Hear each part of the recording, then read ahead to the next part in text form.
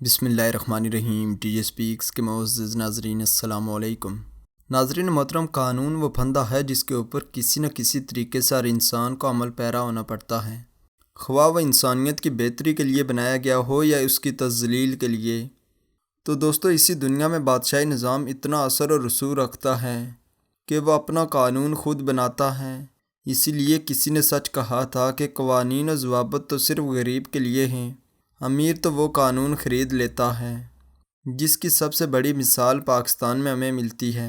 مگر دوستو، ہماری آج کی ویڈیو کا نقطۂ محور برطانوی شاہی خاندان ہے، جن کو کئی اصولوں، قوانین اور شاہی پروٹوکول کی پابندی کرنی پڑتی ہے۔ وہیں موجودہ وقت کے برطانوی بادشاہ چارلس سوم اور ان کے خاندان کو کئی ایسی سہولتیں بھی میسر ہیں جو کہ برطانوی پرائم منسٹر کو بھی نہیں۔ در حقیقت ایسے قوانین جن کو شاہی خاندان نہیں مانتا یا ان کو وہ اپنی مرضی سے توڑ بھی سکتے ہیں۔ اس سے پہلے کہ ہم ان قوانین کے بارے میں بات کریں، نئے آنے والے ناظرین سے گزارش ہے کہ ہمارے اس چینل کو سبسکرائب کریں اور ساتھ گھنٹی کے نشان کو بھی دبائیں تاکہ ہر نئی آنے والی ویڈیو کا نوٹیفیکیشن تسلسل و تواتر کے ساتھ آپ تک پہنچتا رہے۔ تو دوستو، حال ہی میں ملکہ برطانیہ کی وفات کے بعد چارلس سوم نے برطانوی تخت کو سنبھالا۔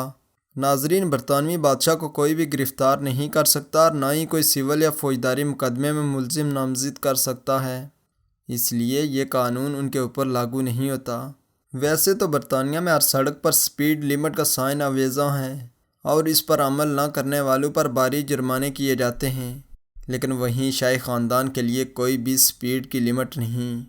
حقیقت میں شاہی خاندان اپنی سپیڈ لمٹ خود بناتے ہیں، وہ اپنی مرضی سے طے کرتے ہیں کہ کتنی سپیڈ پر سفر کرنا ہے، مگر حقیقت میں دیکھا جائے تو یہ لوگ ایسا نہیں کرتے اور نہ ہی سپیڈ لمٹ کراس کرتے ہیں۔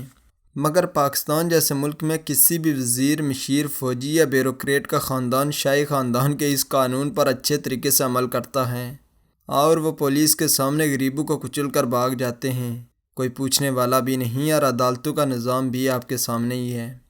برطانوی بادشاہ واحد شخص ہے جو کسی بھی ملک میں بغیر پاسپورٹ کے سفر کر سکتا ہے۔ اس کے علاوہ ملکہ کی وفات کے بعد برطانیہ کا پاسپورٹ، کرنسی، ڈاک کا ٹکٹ بھی چارلس سوم کے نام سے ہی جاری ہو گئے ہیں۔ ناظرین محترم، گاڑی چلانے کے لیے برطانوی بادشاہ کو ڈرائیونگ لائسنس کی بھی ضرورت نہیں پڑتی، وہ بغیر لائسنس کے گاڑی چلا سکتے ہیں۔ مگر یہ سہولت ہمارے ملک میں بھی وزیروں، مشیروں کے بچوں کو حاصل ہے، اس لیے مجھے تو یہ اتنی بڑی بات نہیں لگتی، کیونکہ پاکستان میں بھی ہر دوسرے شخص کے پاس ڈرائیونگ لائسنس نہیں ہوتا۔ ناظرین محترم، برطانوی تخت کے مالک کو قانونی طور پر ٹیکس کی چھوٹ بھی حاصل ہے، مگر پھر بھی ملکہ برطانیہ رضاکارانہ طور پر ٹیکس ادا کرتی رہی، جبکہ ڈیوک اینڈ ڈچیز آف ویلز بھی ٹیکس ادا کرتے ہیں۔ اس کے علاوہ ایک اور عجیب بات ہے کہ ملکہ برطانیہ سال میں 2 بار سالگرہ مناتی رہی، ایک حقیقی 21 اپریل کو اور دوسری آفیشیل جون کے مہینے میں، جبکہ اب چارلس سوم بھی 2 بار سالگرہ منائیں گے، ایک نومبر میں اور دوسری جون میں۔ تو دوستو، یہ تھے کچھ عجیب و حیرت انگیز قوانین جن پر برطانوی شاہی خاندان عمل نہیں کرتا، مگر یہ تو شاہی خاندان ہے۔ پاکستان میں ہر دوسرا بندہ شاہی خاندان بنا ہوا ہے اور وہ بھی ایسے قانون کے اوپر عمل نہیں کرتا۔